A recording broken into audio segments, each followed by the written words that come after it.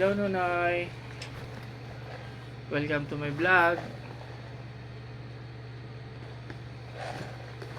So ito Noy, demo ko yung ENC Screen na brand na airsoft ano.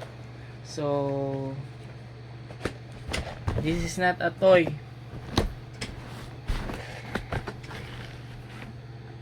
So ito siya, nasa box pa siya. Bale, ito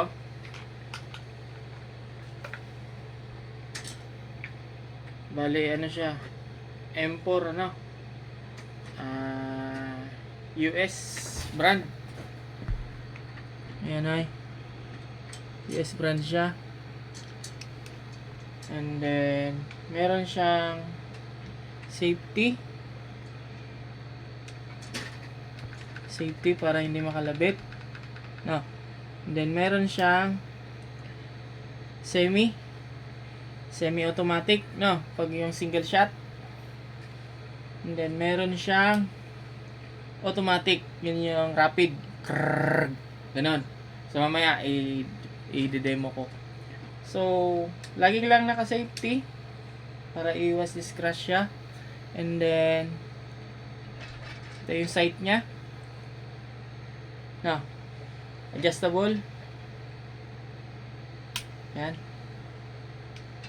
adjustable, pwede siya i-adjust, no? Ayan. Ngayon, tinanggal ko kasi yung battery kasi naka-stock lang naman siya, hindi naman siya makapaglaro. Nung time kasi na yon, nagkaroon ng gun ban.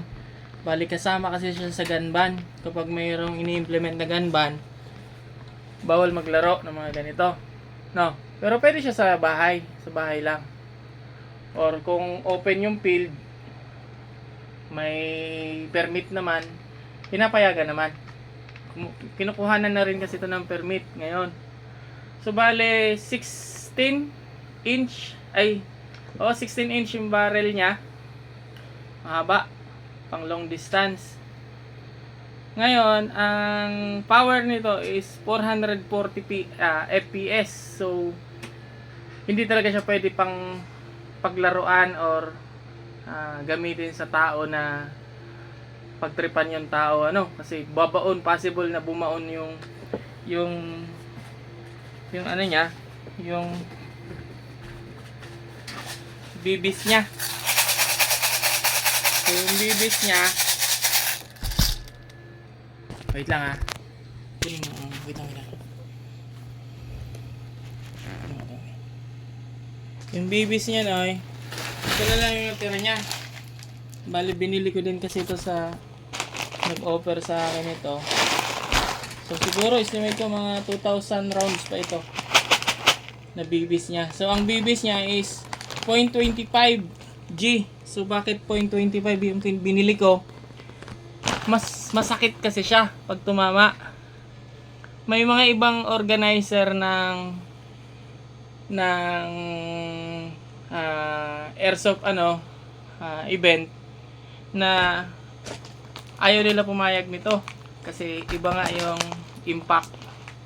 Mabigat siya, mas mabigat. Syempre, once na mas mabigat, mas masakit siya pag tumama. Ngayon, dahil nga 440 ang ano nito, FPS power, so malayo pa rin naman yung nararating. So usually kasi ang ginagamit nila is 0.20 or 0.22 lang sa mga field. Ito 0.25 kasi ito. Pero pwede ka naman mag-order ng 0.22 online. Meron naman ito kahit sa Shopee or Lazada. Meron na rin binibentang ganito ng mga BBs. So sa magazine niya, pagkakalam ko nito nasa 300 rounds ang kasya dito. So ito yung charger niya. Gamit lang yung cellphone, yung ano ng cellphone. So dyan, yung adapter lang ng cellphone. Pwede mo na siyang i-charge yung mismong battery niya. So yung battery niya Bale, ito siya. Lithium battery. Now, pwede kang mag-upgrade nito kung gusto mo mas lalong lumakas. May nabibiling mga aftermarket na battery na mas mataas yung power. Mas matagal mag-lowbat. And then, mas malakas yung power. Kasi the more na malakas yung output ng battery, mas lalong lalakas kasi yung mismong power ng airsoft gun na ito. So, pag kine-charge to, ganito lang. Ayan. Ganyan. Tapos, cellphone lang. So, siguro 4 to 5 hours, pwede mo na ulit gamitin. Pero matagal naman ito mag-lowbat. Usually, pag maglo-lowbat siya, mapapansin mo, hindi na siya puputok. Wala nang power na lumalabas. So, kailangan mo na talagang i-charge. So, kailangan tanggalin itong mismong battery. No? So, sa pag-insert nito, naka-safety Naka-safety lagi. Naka-safety And then, dito yan, dito yan. Unahin mo tanggalin to. Yung dito. No, hinuhugot lang to. Sundan lang yung pattern. Ayan, may pattern naman yan. Ayan. So, tanggalin lang to. And then, meron ka makikita dito na connector. I-shoot mo naman dito ngayon yung connector.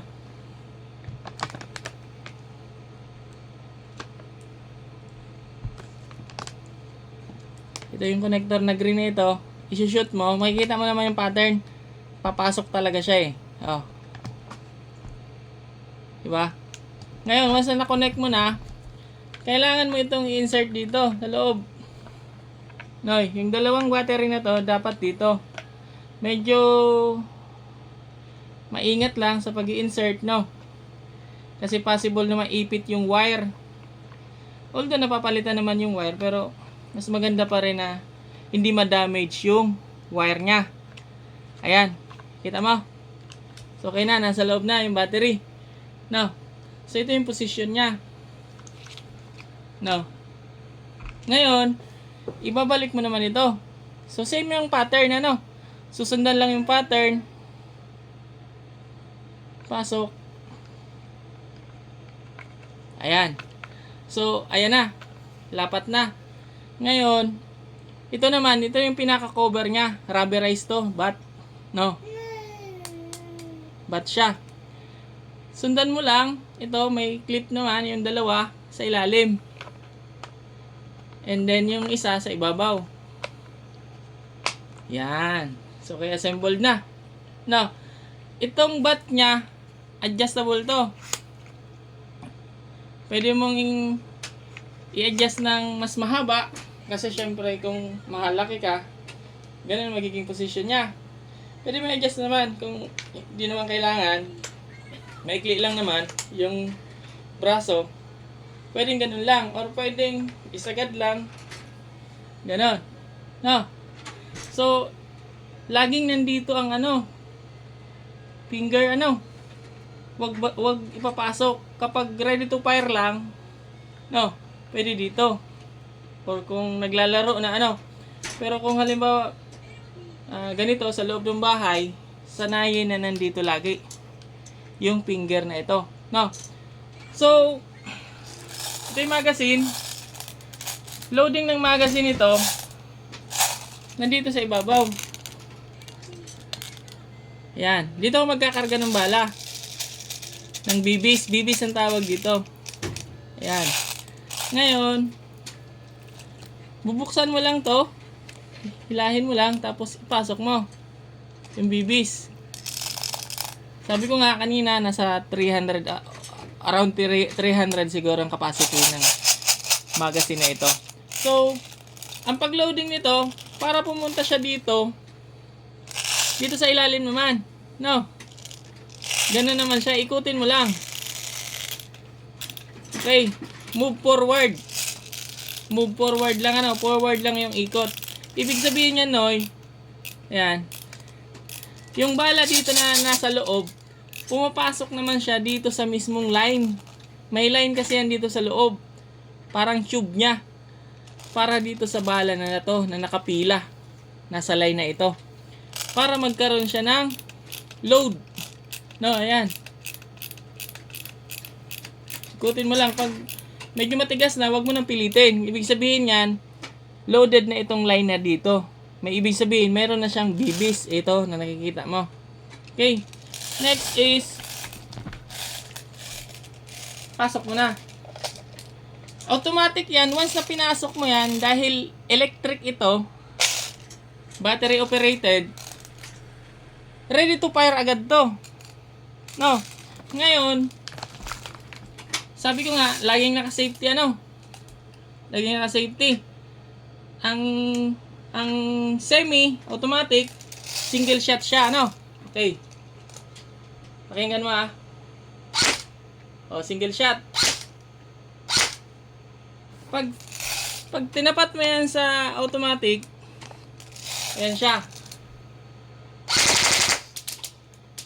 Ganun siya, rapid siya pag naka-automatic siya. So again, possible na bumaon ito sa balat ng tao, lalo na kapag mga short distance, Kasi one time tinry ko ito sa ibon na medyo malaking ibon.